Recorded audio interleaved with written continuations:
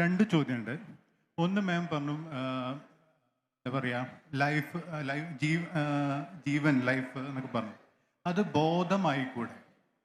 അതായത് ബോധമില്ലെങ്കിൽ ഞാൻ എന്നൊരു ബോധമില്ല, അപ്പോൾ അത് ബോധമാവില്ലേ? ലൈഫാണോ ഉണ്ടാവുക?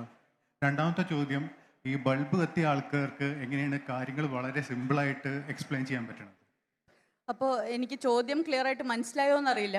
ഡിഡ് യു മീൻ ദാറ്റ് ലൈഫും ബോധവും തമ്മിലുള്ള ഒരു എക്സ്പ്ലനേഷൻ ആണോ ചോദിക്കുന്നത്? അല്ല, മാം നേരത്തെ പറഞ്ഞു എന്താണ് ഞാൻ എന്താണ് ചോദിച്ചു. അപ്പോൾ ഞാൻ ലൈഫാണെന്ന് പറഞ്ഞു. ഇനി നമുക്ക് ചോദിക്കാം ലൈഫ് എന്താണ്. അതെ, ലൈഫ് എൻ്റെ അറിവിൽ ഇസ് കോൺഷ്യസ് എനർജി, ബോധമുള്ള ഊർജം. ബോധമില്ലാത്ത ഒരുപാട് ഊർജമുണ്ട് ഇവിടെ.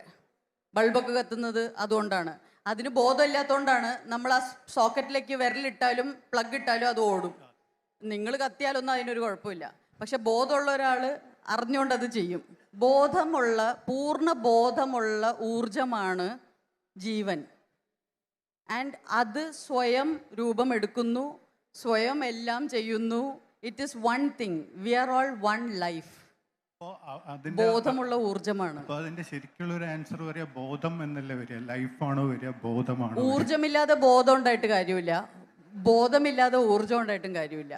ശിവശക്തി എന്ന് പറയുന്ന പോലെ നമ്മൾ ആ വാക്കുകൾ ഉപയോഗിച്ചു കഴിഞ്ഞാൽ ഈ പറഞ്ഞ മതം കയറി വരും. അതിന്റെ ആവശ്യം എന്താ? ഞാനിപ്പോ ബോധമുള്ള ഊർജം എന്ന് പറയുമ്പോൾ നിങ്ങൾക്ക് മനസ്സിലാവുന്നില്ലേ? നിങ്ങളുടെ മതം അനുസരിച്ച് നിങ്ങൾക്ക് അതിനെ നിങ്ങളുടെ രീതിക്ക് മനസ്സിലാക്കാം.